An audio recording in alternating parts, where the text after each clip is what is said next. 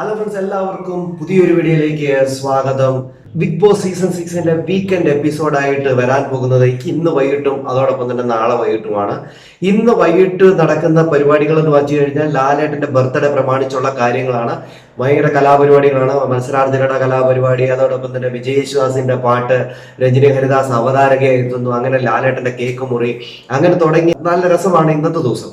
എന്നാൽ നാളത്തെ ദിവസം അങ്ങനെയല്ല. നാളത്തെ ദിവസമാണ് എവിഷൻ പ്രക്രിയയൊക്കെ നടക്കുന്നത്. അന്നേരമാണ് മത്സരാർത്ഥികളെ ഇട്ട് കൊടയുന്നത് ലാലേട്ടൻ.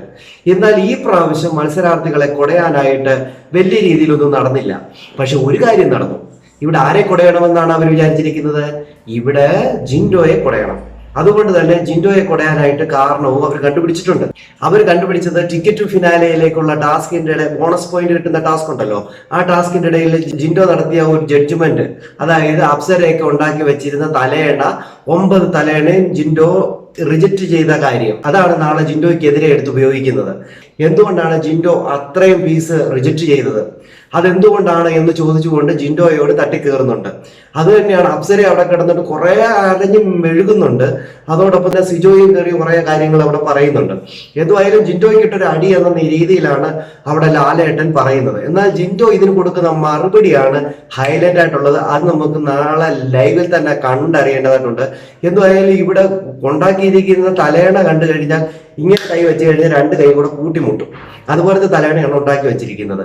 അതിന് വലിയ മാന്യമായിട്ട് ഞങ്ങൾ 9 എണ്ണം ഉണ്ടാക്കി 10 എണ്ണം ഉണ്ടാക്കി അങ്ങനെ പറഞ്ഞിട്ട് കാര്യമില്ല. ഇത് 9 എണ്ണം 10 എണ്ണം ഉണ്ടാക്കുന്ന കാര്യമല്ല. അത് ആൻസിബയും ഒക്കെ ഉണ്ടാക്കിയ തലയണ കണ്ടു, നല്ല നീറ്റായിരുന്നു. അങ്ങനെയാണ് തലയണ ഉണ്ടാക്കേണ്ടത്. ആ തലയണയുടെ രീതി വേണം.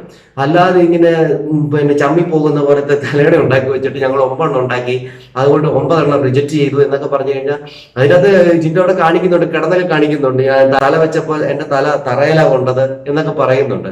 എന്റെ തല എക്സ്റേ വരെ എടുക്കണം എന്നുള്ള രീതിയിലൊക്കെ പറയുന്നുണ്ട്. ഇതേ രീതി തന്നെയായിരുന്നു ജാസ്മിന്റെ ടീമും ചെയ്തത്.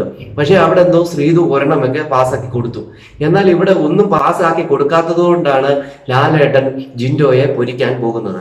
എന്തൊക്കെയാണ് നമുക്ക് കാത്തിരുന്ന് തന്നെ കാണാം. നിങ്ങളുടെ അഭിപ്രായ നിർദ്ദേശം കമന്റ് ചെയ്യാൻ മറക്കരുത്. അടുത്തൊരു വീഡിയോ കാണുന്നവരേക്കും എല്ലാവർക്കും